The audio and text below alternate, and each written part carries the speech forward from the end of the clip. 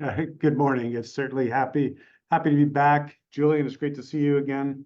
dynaCERT, we are a global solution to reduce pollution. I'm going to go through the presentation. I was very hopeful that we had some new information concerning Vera, but we're going to talk about that. We are very close, but dynaCERT. So we are a carbon emission reduction technology.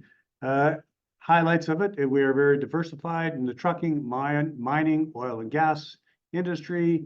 We have proprietary know-how and patents. We actually hold 27 worldwide patents now on our technology. Carbon credit measurements. This is something that we have spent a lot of time, a lot of effort getting perfected. We have what we call the Hydrolytica, which actually measures all this in real time. We have very high barriers to entry, compelling value propositions to the end users, and strong margins. But our patented technology, dynaCERT, we've developed and commercialized a patented proprietary electrolyzer called the Hydrogen. What this actually is, it's a unit that produces pure hydrogen and pure oxygen from distilled water. It is designed to go on an internal combustion engine. Our focus has been on diesel engines, on large diesel engines. By introducing pure hydrogen to the intake of the engine, we improve the fuel economy. We increase the power, the torque, but more importantly, we reduce the emissions very significantly. And this is what we are very proud of. This is something that we've worked very hard to have perfected. We reduce the CO2, the CO, the NOx, and everything very significantly right at the combustion. Like I said, this is an on-demand system, so we do not store hydrogen. It is produced on demand and fed right to the air intake of an internal combustion engine. It takes very low power demand from the engine's battery. This, again, it was designed for the trucking, mining, generators, reefers, construction equipment.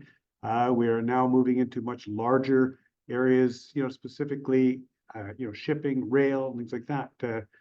But the particulate matter, the black smoke that you see from an internal combustion engine or from a diesel engine, we reduce that up to 60, 70%.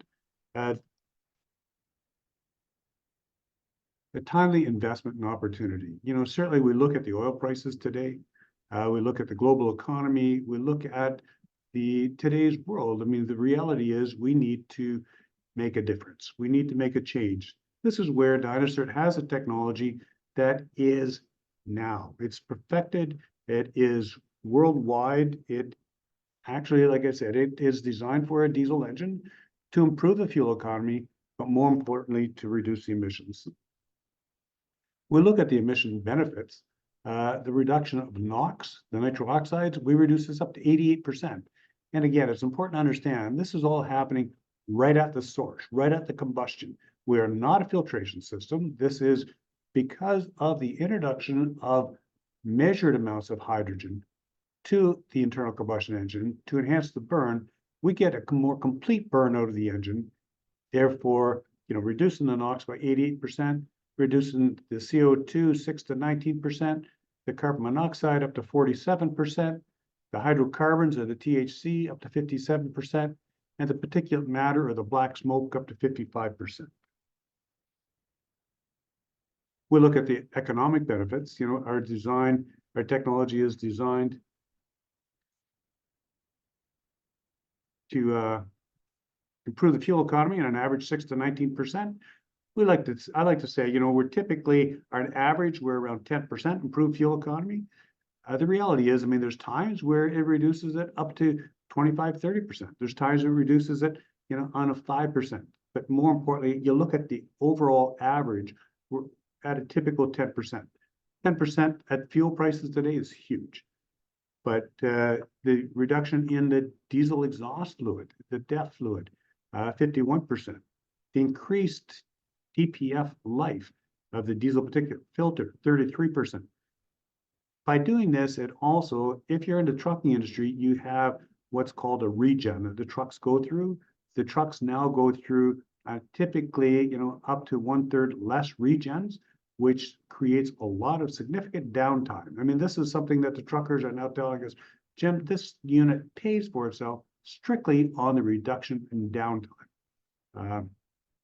The oil changes. It's interesting. We had units tested, transport trucks, both two trucks, identical trucks running the same course, come back for a typical oil change without the hydrogen unit on it, comes back in at 8% soot content. Now it's the soot in the oil, it starts wearing out the engine, breaking down the engines like that. With the hydrogen on it, came back at less than 1% soot content. That's because everything burns so much cleaner and you don't have all this soot wearing itself, down through the engine. Again, we've had independent validations. We originally had this thing tested through the University of Ontario, and then we went to Pitt Group here in Canada, which is considered the gold standards in Canada in the trucking industry. But then we went to Europe. We went to Germany, Continental Emitech. It was interesting. They tested our unit to get the homologation. They actually had to go through it 4 different times, because the first time they tested it, they scratched their head and they said, this is impossible.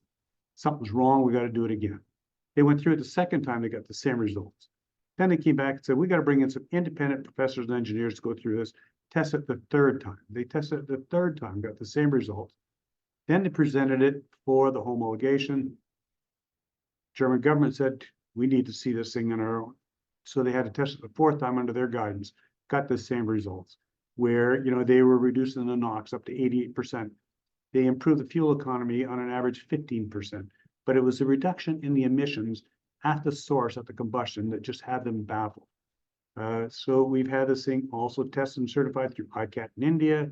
Obviously, we've got independent testimonials from around the world, to north and to south in Germany.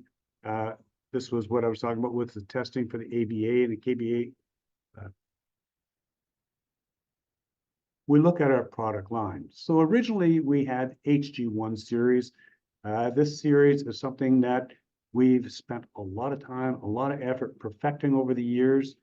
Originally, there was some issues with it. And when I first took over this company, I said, this unit has to be a bolt-on unit. It has to be fully computerized, where it interfaces with the engine's computer, where it can determine a flow rate, where it can determine the proper flow rate of gases and optimize the burn. They could make it work back in the early days on a few engine types, but they had always struggled to get it clear across the board. This is where I brought in a team of engineers. We spent years perfecting this thing and getting it to the point where now this is around the world. It is on just about any engine type you can imagine, and it works. This is the important thing. It works very well. We look at the sales now. The sales that we're getting are repeat sales.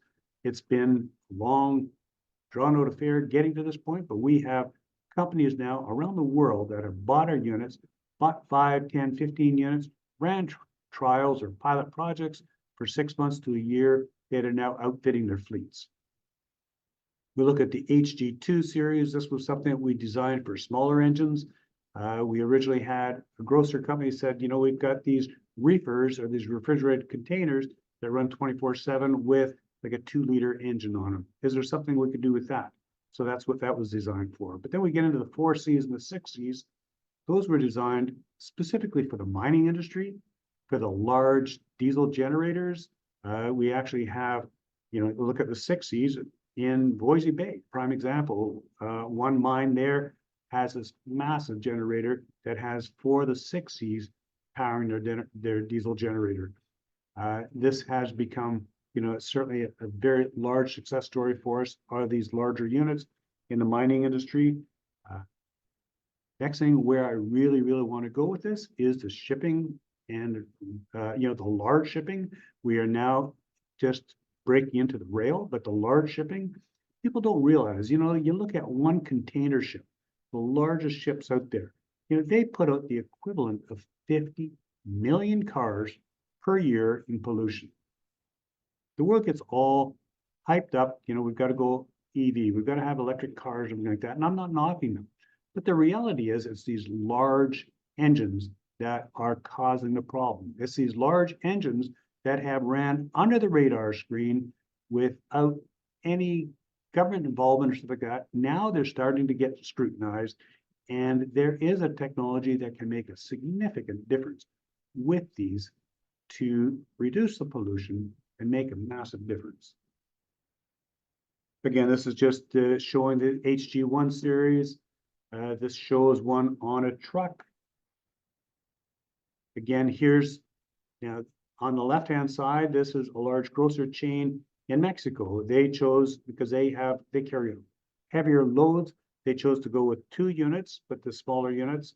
On the right-hand side, you see 2 of our HG1s. That is actually powering a electric generator that runs a drilling rig for the oil and gas industry. Again, we've got them in the construction industry. You can see them there on a dump truck and on a bulldozer, transportation industry. I talk about the mining industry. Now, this is real results on companies. You see the companies there. This is companies that are utilizing our technology. 13.4% improved fuel efficiency. It shows all these different companies and their fuel efficiencies.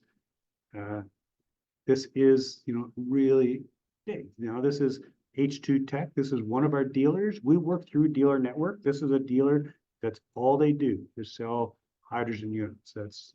They work around the world in the mining industry. That is 100% their focus is selling hydrogen units to the mining industry.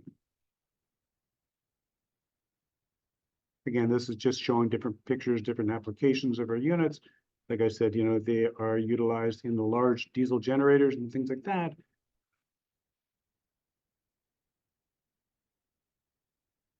The mining industry. So you look at these big open pit mines. Now, that is a large unit. That is a 6C on the top of this truck here. That unit is, when we just saw those other applications in the mining, this is one of them. This is an actual truck with it. It's funny, those units are actually the size of a small deep freeze, but you put them on the truck and they're very small. This is our target markets. Buses. We look at buses. I was born and raised in the country going on a school bus. I can remember with the windows open in the school bus. I don't know about everybody else, but the smell of the diesel exhaust used to nauseate me. I'd come home, I'd have such a headache from the smell. The reality is the buses today are still, I followed a school bus just the other day, and every time it took off, this big cloud of black smoke behind it. This is something that really needs to be addressed. But we have them on city buses. We've not been, school buses have not been an application yet, but we do have them on city buses and things like that. Just recently, there's been a lot of talk now with the Canadian government concerning school buses and things like that. Things are starting to open up. People are starting to realize that there is a solution out there now that can make us such a difference. But, we look at the refrigerated trailers, the small trucks, Class 8 trucks, power generators, farming or agricultural, construction, mining equipment, planned passenger vehicles. Now, this is something that's never been a big focus of ours, but certainly in Europe, we've been asked if we could do a small unit for the passenger vehicles because a lot of people still love their diesel engines. But certainly the marine, the ocean vessels, and the locomotives, to me, this is where it falls near and dear to my heart. Like I said, these big units, I even look at the cruise ships.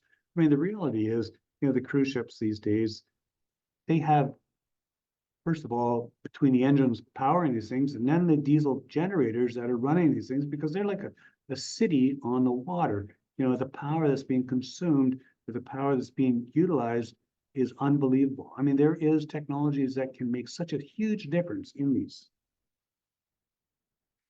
Again, we talk about our diverse applications. This just shows you several different things, everything from underground mining equipment to above ground mining equipment to construction equipment that's being utilized where our technology is being used. Again, this is a value proposition to the end user. On an average, 8 months, this thing can pay itself back just based on a fuel economy. And the market size is massive. There's over 1 billion internal combustion engines in the world. You look at what the opportunities are out there, and I know everybody kind of got off focus here for a period of time. Is EV the way? Is this what's going to happen and stuff like that? I think the reality is there has been a real awakening to that, there is times, there's applications, there's uses for that, but in the large diesel engines, of the large engines, that is not the application, and we are very, very long ways away. We work through dealer network. We have over 48 dealers globally in 55 countries in the world. Hydrolytica, this is something that we are very proud of. Also, this is our data collection system. So when you put a unit on, you get the Hydrolytica. The Hydrolytica actually interfaces with the computer. It shows in real time the real data, improved fuel economy, the reduction in greenhouse gases, and then it converts it to CO2e. CO2e is for the carbon credits in the future. This was the business model, and I am trying to get through this quickly. Comparable, the trailer skirts. You look at the trailer skirts in North America and globally now. I mean, on an average cost of $3,000 for a trailer skirt, at a 1% improvement in fuel economy. So you compare that to our unit, where a unit is just under $10,000 for a transport truck or a Class 8 truck. The savings are massive. The savings, there's no comparable. I do believe that we are moving into this realm of growth. We're moving into this realm, where the company is in a period of growth and change, both, with the technology and stuff like that, where there is a real awareness coming. I do believe we are hitting that tipping point. The other thing I do believe, and I do understand, this company is much bigger than me. Always was. I've been blessed to be able to be part of this company, to get it this far. You look at what we've just announced. I mean, we've just increased our board size. We've just brought one very powerful person to our board. We've got another one joining the board at the end of this month. We are also increasing management and going through changes. There's going to be some massive changes within this company over the next few months that I do believe is going to be a very major catalyst in moving this company forward. Carbon credits. Now, this is something, believe me, I am asked on a daily basis. Verra, where's Verra? Is carbon credits coming? The reality is, carbon credits and Verra this has been a painful event. This has taken a lot longer than I would have ever expected. The reality is, it is happening. Our team and the team with Verra has, even this week, spent several hours on the phones back and forth and Zoom meetings, just finalizing the things. Verra has openly said this is a brand new technology. This is something brand new. We're going where no man's gone before. But the reality is, they are very motivated to see this thing done. We are very motivated to see this thing done. They have now on their website, has it where it is in the final stages. It shows it right on their website. We do believe that we are not months away. We are days or weeks away from having this. Do I believe this is going to be a big change for the company? Without a shadow of doubt. The Verra carbon credits, number one, it gives a solid validation of our product, what it does, how it does it. It also monetarily gives huge advantages to the end users. We've got some of the largest companies in the world that's all they're waiting for. They want they want the carbon credits, they want the bragging rights of the carbon credits, but they want to be able to offset their carbon credits or offset their carbon footprint. And I do believe this is going to be a massive turn for the company. We look at the shareholders. We have a very strong shareholder base for 6,000 retailers, retail shareholders, 31% management insiders, 25% is held by institution, or 25 institutions hold 5%. Eric Sprott holds over 8% of this company, and family offices hold over 13%. So we are very well diverse in the high barriers to entry, worldwide patents, technology. We have spent over $90 million getting to where we're at today. We have a very solid technology. We have a technology we've got very solid patents worldwide. The carbon credits, we have also patents on the means and methods of monitoring and monetizing carbon credits. I do believe that, we are in a very, very unique and very healthy place. The other thing I just want to touch on, Cycroneutron, this is a company I've always strongly believed in. The future is hydrogen. We have partnered with a company, a private company called Cyperneutron, where it is in the green hydrogen, AEM technology. They are very advanced in this. They actually have the technology working, and they're now selling. And I do believe that this is going to be a major, major catalyst and a major part of the growth and the longevity of this company. I look at our current technology. I strongly believe that our current technology in the hydrogen technology is now just becoming a reality. It is now just to the point where the world wants it, the world needs it, the world sees it, and it works. The carbon credits are going to be a big, big part of this, seeing this thing move forward. But as this rolls out, and I do believe that with our current technology of the hydrogen along with the hydrolytica, this is a bridge to the hydrogen economy. I believe it's a very long bridge, a very large bridge, and a very successful bridge. And it has taken us years to get this thing to where we are today. Our product is so far advanced of any other product out there. Our product has the credibility. Our product has the testing, the validation worldwide, and we've got the network worldwide to sell it. Julian, that leaves us a few minutes. I think I will open it up to some questions at this point. All right, perfect. Thank you very much for the excellent presentation again, Jim. We do have a few questions. First off, well, we had a question, obviously, of are there news from Earth with Vera process? I think you explained that lengthily. It is ongoing. It is on their website. You can go check on the Vera website, and then hopefully it's a question of weeks, days, or so. Can you name a few promotion measures that have been implemented, as you had mentioned at the last IIF? I got this question from a few guys. Basically, last time at the IIF, you said that there would be more marketing promotion being done, and I have 3 people asking me a little more details about that. Yes, well, we've got a few companies that actually it's just launched this month. It's just ramping up, and there's going to be a lot of social media and a lot of information going out worldwide, but a strong focus on the U.S. market. This is being implemented through 2 large companies. One is Red Cloud, and the other is Apollo. These are very well known, very respected companies. Of course, we are working with companies like yourselves and Appeton and stuff like that. So. But yes, we are taking a very strong stand in creating an awareness of the company, the product, because we strongly believe that within a very short period, we will also be rolling out the carbon credits in the Vera, and with all this happening, along with increasing the board, increasing the management, and things like that, there is a lot of news, a lot of exciting things going to be happening and rolling out over the next few months that we really want the world to be aware of. Perfect. Something else. Is there any performance data available from the Dakar 2024 Classic event race?